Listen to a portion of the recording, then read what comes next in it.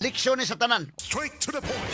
Kaata ni pagtagad lubutag mo ni leksyon mga kaigilaan sa mga naminaw na to karon. Kay ang mga subuanon mga kaigilaan medyo ni amang gidaghang mga ghost projects, ni amang gyud mga substandard projects, ni amay daghan mahigala nga mga flood control projects. Nga diri gibubo Subo 50 bilyones gud ni mga kaigsunan. Kadakuha ng kwartaha.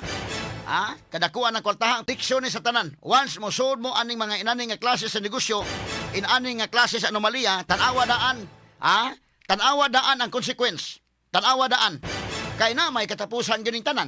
Straight to the Di point. man mahimo nga padayon na kag lipay-lipay na lipay-lipay lang kag tamas ginhawa na kadaot ka sa ubang mga tao. Straight to the point. Na amang gigaba mga sukitig paminaw. Na kini karon inig-abot sa panahon inyong una-una og maayo, base ka mo ray mabilanggo sa mga diskaya o makaeskapo ang mga politiko.